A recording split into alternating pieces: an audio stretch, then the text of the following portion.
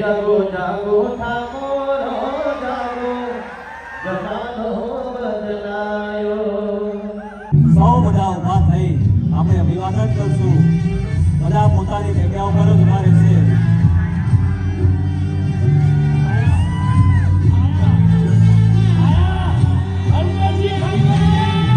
अल्पेश तुम आगे बढ़ो, हम तुम्हारे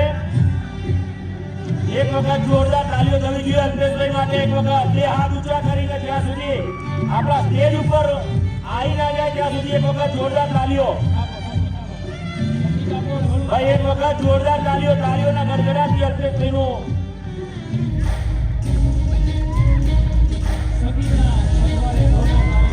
ભાઈ મોબાઈલની આપણે બધા ટોચ કરીને સ્વાગત કરીશું.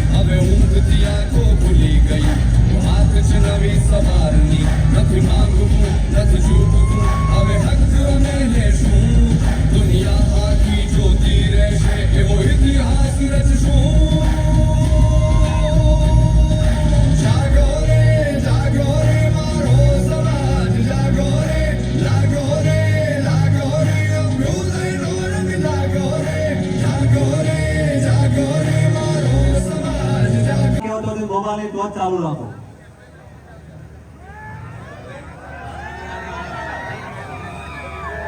અહીંયા સાહેબ આપણું અભિવાદન ઝીલી રહ્યા છે, તો આપણે મોબાઈલની ટોચ ચાલુ કરીને સાહેબને અભિવાદન કરશો. જ્યારે આ સમાજની અંદર એક શિક્ષણની જે ભૂખ જગાઈ, શિક્ષણની જે જ્યોત જગાઈ છે, એવા માન્ય શ્રી અલ્પેશજી સાહેબે આ સમાજને જાગૃતતા માટે, સમાજને સંગઠિત કરવા માટે છેલ્લા 15 વર્ષથી આપણા યુવાનોને, નવયુવાનોને આ સમાજની અંદર નવી ઓળખ આપી હોય, એ જ્યોત જગાઈ હોય, એવા માન્ય શ્રી અલ્પેશજી સાહેબને લાખ લાખ વંદન.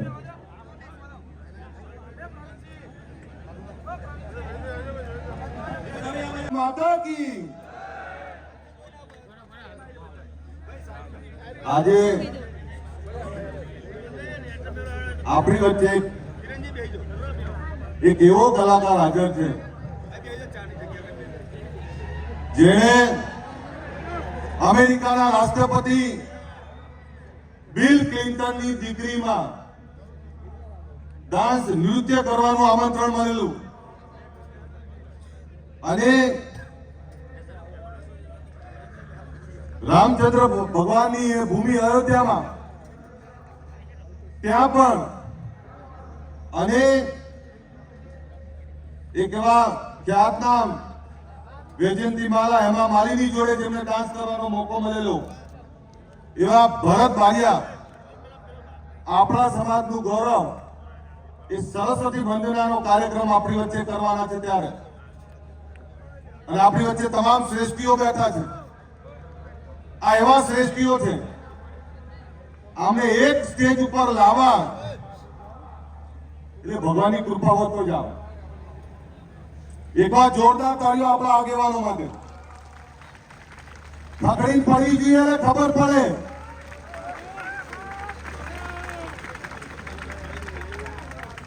એટલે 1 કલાકનો આપણો આ કાર્યક્રમ છે. બહુ શાંતિથી આપણે બધા માણીએ.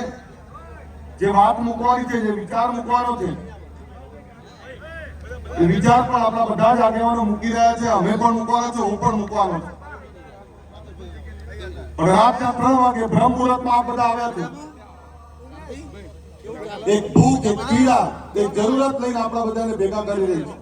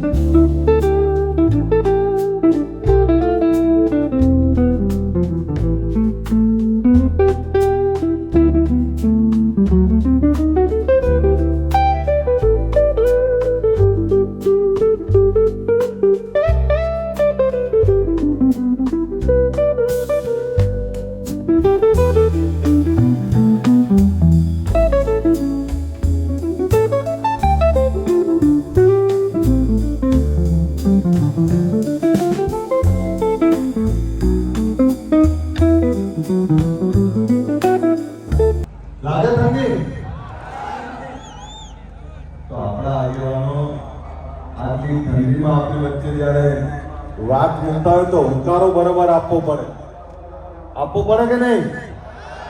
એક વાર જોરદાર બે હાથ ઊંચા કરી તાળીઓ પાડો એટલે ખબર પડે કે ઠંડા નહીં થઈ ગયા. અવાજ આવે એવી તાળીઓ. જ્યાં ના સુધી ના કહું ત્યાં સુધી તાળીઓ પાડે ખબર પડે કે ગુજરાતનો ધાબો, ગુજરાતનો પગાર, ગુજરાતનો ગરીબ વંચિત પોતાના હક અધિકાર અને પોતાની માંગ સાથે ભેગો થયો છે. એક વાર જોરદાર તાળીઓ પડવી જોઈએ.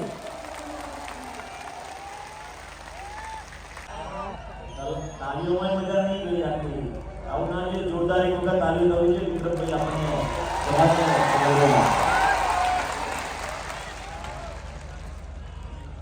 હેલો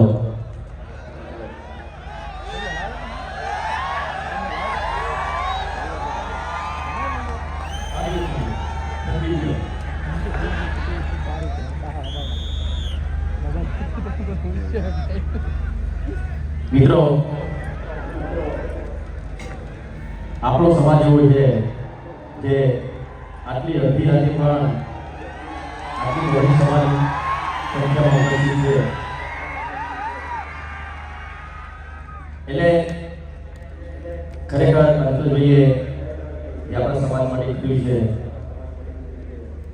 વર્ષોથી આપણા સમાજની સેવા કરી છે. એટલે ખૂબ ખૂબ અભિનંદન સાહેબ. એમણે ફોન કર્યો તો હું લગ્નમાં બીજી હતો એટલે વાત નથી થઈ, પણ મેં એમને કીધું હતું કે હું ચોક્કસ આવી જઈશ. અને આજે લગ્નનો પ્રોગ્રામ હતો મારો અહીંયા સાણંદ જોડે, પણ એ લોકોને રિક્વેસ્ટ કરી કે ભાઈ અમારા સમાજમાં આવું મોટું સંમેલન છે એટલે તમારે મને ઝડપથી કરવું પડશે. ને એમણે માની પણ લીધું અને મેં 3 વાગ્યાનો ટાઈમ આપેલો. 3 વાગે આવી પણ ગયો. ભાઈ કે પણ જોડે જ આવ્યા. એટલે હંમેશા બસ આપણો સમાજ આવી એક રહે એ જ મારા સમાજને પ્રાર્થના કરું છું. જ્યારે પણ સમાજનું કોઈ પણ કાર્ય હોય છે, આવા સંમેલન હોય છે, તો હું ચોક્કસપણે જઉં છું. આ પણ ગેરી પણ મને બોલાયેલો, પણ એ વખતે અમુક સંજોગોના કારણે હું નહોતો પહોંચી શક્યો. એ બદલ એની માફી માંગુ છું. અહીંયા ઉપસ્થિત દરેક આગેવાનો એમને વંદન કરું છું. અને તમને તો મારો હું કેવું ગયો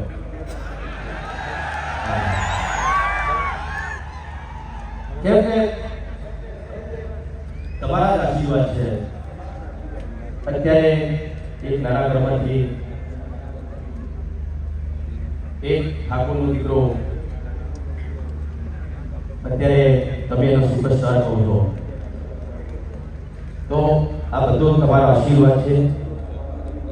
તમે છો તો હું છું, અલ્પેશભાઈ છે અને દરેક આગેવાનો એ બધા જ તમારા આશીર્વાદના વિવેક છે. અને આવા આશીર્વાદ હંમેશા સમાજના જે સારા કાર્યો કરતા હોય એના એ આગેવાનો ઉપર રાખજો. અને બધા કોઈ કહેતો નહીં બોલવાનું થોડું હમણાંથી થોડું કામ કરી રહ્યું. ખાલી થોડી ગેરી મારે થોડી વિનંતી કરવી છે. તમે જે સમાજ માટે બંધારણ આપણા સમાજના કલ્યાણ માટે કર્યું છે, બહુ સરસ કર્યું છે. પણ એક બે એવી વાતો છે જે તમારી સમક્ષ રજૂ કરવા માંગુ છું. કેમ કે ઘણા બધા મને ફોન આવ્યા કે હું એક કલાકાર છું, જેઓ ખાસ કરીને વિજયવાળાનો બહુ ફોન આવ્યા.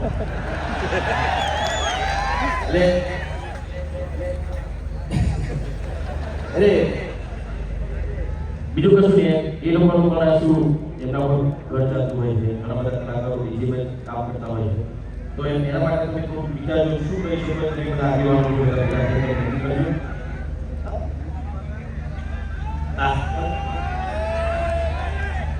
ને અમારા કલાકારોની વાત છે એટલે એમાં શું થઈ શકે તમને બધા આગેવાનો છો, તમને વધારે ખબર પડે છે. કોઈ રસ્તો તમે કાઢો તો એ લોકોનો ઘર મળતા હોય અને સમાજ માટે હંમેશા વર્ષોથી હું ગાતો આવ્યો છું, કેમ કે પહેલાં હું શું બોલતો હતો, પિક્ચરમાં ડાયલોગ બોલવા થાય, પણ જે સમય મેં ગાવાનું કર્યું ત્યારથી સમાજ માટે મેં ઘણા બધા ગીતો લખ્યા છે. મારા મોટાભાઈ ગુજરાતીએ પણ, જેમ કે જાગો જાગો ઠાકોરો જાગો જમાનો બદલાવો.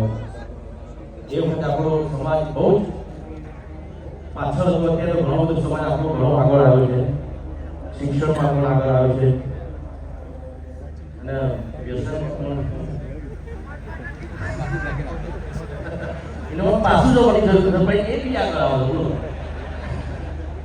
એટલે એમાં પણ પાછું જવું, બધા આગળ નહીં આવો, જો આગળ આવવાનું છે તો આવવાનું.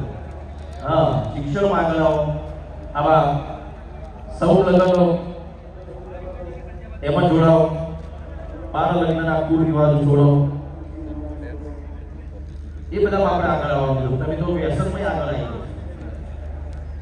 એટલે એવું બીજા સમાજના બી વ્યસન કરતા જ હોઈએ, પણ આપણો સમાજ સૌથી વધારે પાછળ રહ્યો તેનું કારણ વ્યસન જ છે. અને વ્યસનના કારણે આપણો સમાજ ભણી ના શક્યો, અને ના ભણી શક્યો એટલે વ્યસનમાં ચડી ગયું.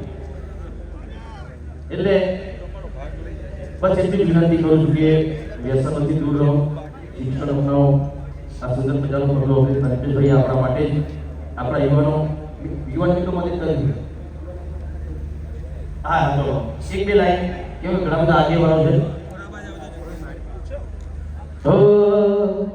હે જાગો જાગો ઠાકોરો જાગો, જમાનો બદલાયો. હો તમે દારૂના વ્યસન છોડો, જમાનો બદલાયો. બાળ લગ્નના કુરિવાજ છોડો, જમાનો બદલાયો. તમે શિક્ષણના માર્ગે હાલો, જમાનો બદલાયો. જાગો જાગો ઠાકોરો મારા જાગો. ઓમ તો જાગેલો છો, અડધી રાતે 3 વાગે જો તમે, હા, ઓમ જાગેલો તો ઓફિસ આવતું પહેલે હું થઈ જાય તો મને ખબર. એટલે આવા જાગૃત રહો.